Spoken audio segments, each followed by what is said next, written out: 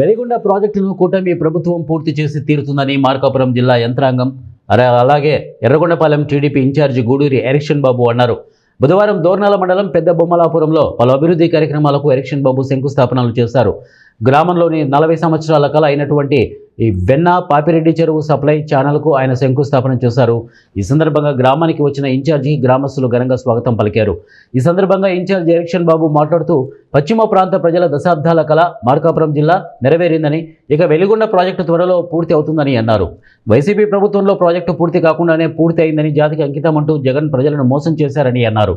అప్పుడు చప్పట్లు కొట్టిన ఎమ్మెల్యే ఇప్పుడు ప్రాజెక్టు పూర్తి కోసం నిధులు ఇవ్వాలని అడగడం విడ్డూరంగా ఉందని అన్నారు.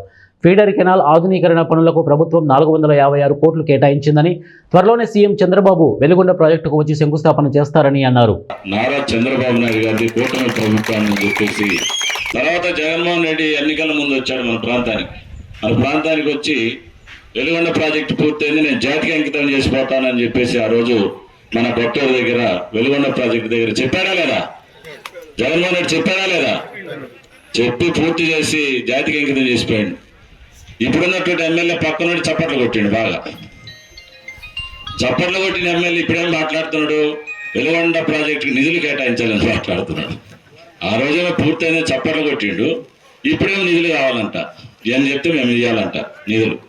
టోటల్గా ఎస్టిమేషన్లు వేసి 456 కోట్ల రూపాయలతోటి ఫీడర్ కెనాల్స్ ఆధునీకరణ కోసం, సిమెంట్ వర్క్ కోసం మంజూరు చేసినటువంటి చరిత్ర తెలుగుదేశం పార్టీది, ఎన్డీఏ కూటమి ప్రభుత్వానికి ప్రీతం ముఖ్యమంత్రి నారా చంద్రబాబు నాయుడు. త్వరలోనే ఆయన కూడా ఆ ఫీడర్ కెనాల్ శంకుస్థాపన కార్యక్రమాన్ని కూడా మన మండలం వస్తున్నాడు. నేను ఓడిపోయినా, గెలవలే, కానీ నేను ప్రజల్లో ఉన్నా, ప్రభుత్వం అధికారంలో ఉంది, అధికారంలో ఉన్నా కానీ నిధులన్నీ తీసుకొచ్చి గ్రామాలు అభివృద్ధి చేస్తున్నా. ఇప్పుడు గెలిచిన ఎమ్మెల్యే ఓటైండు, ఆయన అసెంబ్లీలో పోలేడు, నేను పోలేను. గెలిచిన శాసనసభ్యుడు అసెంబ్లీకి పోవాలా, ఆయన పోడు. నేను ఓడిపోయినా నేను పోలేదు అంటే ఇద్దరం అసెంబ్లీకి పోయే పని లేదు, కానీ అభివృద్ధి మాత్రం నేను చేస్తా ఉన్నా.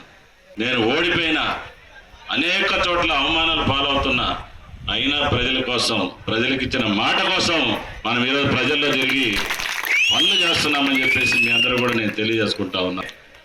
ఈ నియోజకవర్గంలో ఏ రాజకీయ పార్టీ